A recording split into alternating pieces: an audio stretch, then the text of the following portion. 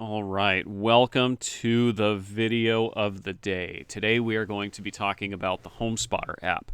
This is specifically going to be our introduction to Homespotter for new users. So we're going to go through how to log into it the first time. We're going to talk about some of the main features of it and how to use it, and then we will highlight why it's got an edge over some of the other property search apps that you've probably got downloaded on your phone. But when you first download and install the app, this is the first screen you're going to see. It's going to say, I am new, and it's going to say sign in. So you'll say, I am new. And then we'll wait a second, and it's going to ask you what kind of user you are. So we'll say, searching for homes. We'll say, to use Homespotter, we need some basic information. They're going to want a name and a phone number. And the reason they ask for a name and a phone number is simply so that they can link up your app that you've downloaded to my app on my phone. So when you have questions about something that you see, you can just send me a message right through the app. That's all it does. It's not going to put your name on a call list or anything like that. Forgot to mention, when it asks for your name, it wants a first and a last name. You can get away with a first name and a last initial if you don't want to put your full last name in. And then, like I said, it's going to ask for your phone number.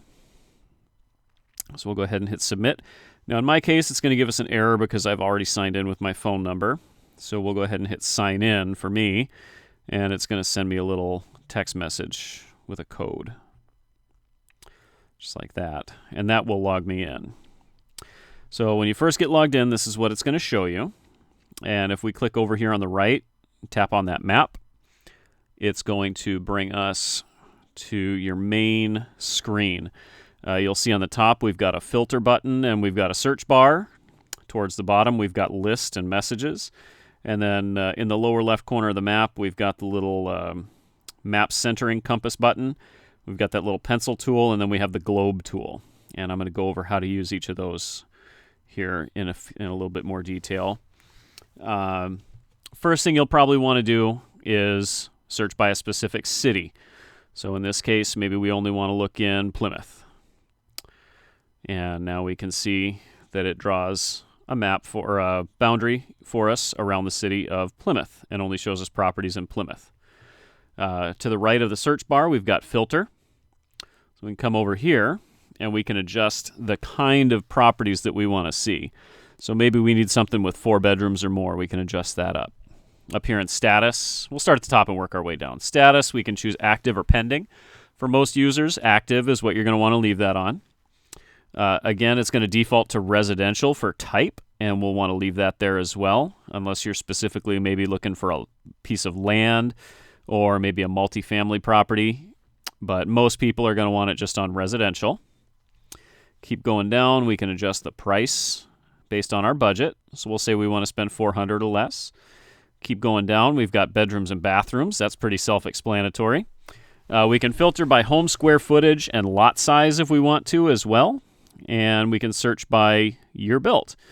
And then when we hit search homes on the bottom, it is going to filter us again. So we can zoom back out. We can type in Plymouth, and it's going to show us everything in Plymouth based on these criteria that we've put in there, just like that. Now, another thing you can do, if you're driving along and you see a house with a for sale sign on it, you can come in here and you can type in the address. So we'll say it's 1210 Irving. Irving Avenue North. There we go. It's going to zoom in on that property and show us the flag for it. So we can go ahead and tap on that and then tap on the listing. And it's going to give us a little bit more detail about that listing. It's going to show us, obviously, the price. It's going to show us the pictures that they have for it. In this case, they just have one. Down here, it's going to show how many beds and baths and how long it's been on the market and what year it was built. So this is a brand new house. Scroll down a little bit, we'll get some information about the property. This one is a spectacular new build, and it's going to give us some more details about the property. Down a little further, we've got history from any listings in the past. Since this one's a brand new house, we're not going to see anything here. But if it's been sold a couple of times over the last couple of years, that information will pop up here. And the mortgage calculator is going to give you an estimate of how much you could expect to pay on this particular property.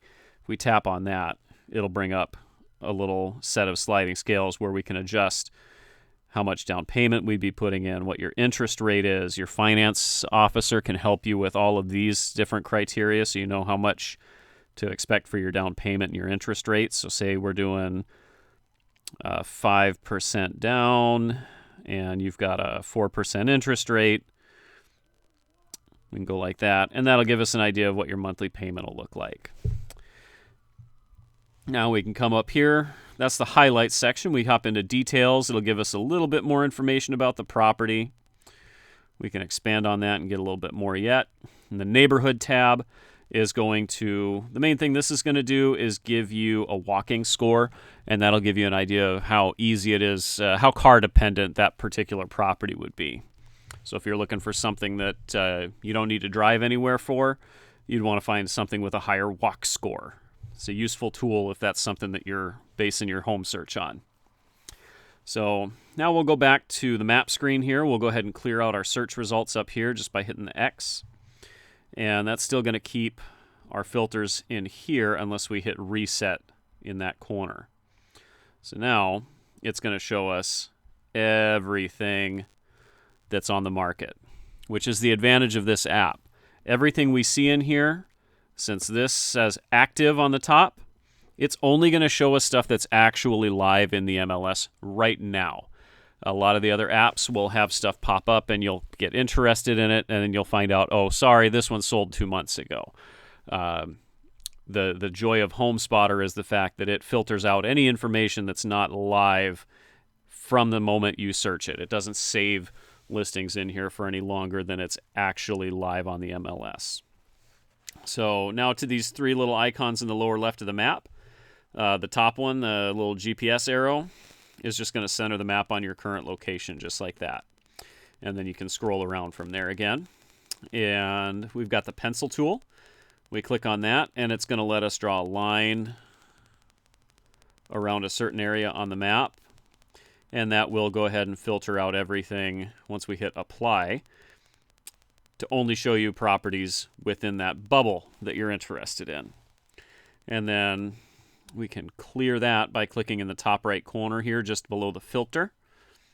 And the globe icon is going to be the search by drive time filter. And I will be going over that in more detail in a future video. So you can go ahead and keep your eyes peeled for that. In the meantime, that's Homespotter in a nutshell. If you have any questions, feel free to give me a call or text me anytime. You can get me on my cell phone. It's 612-314-9693. Thanks so much for sticking with me here. I hope that you find this useful and enjoy using Homespotter.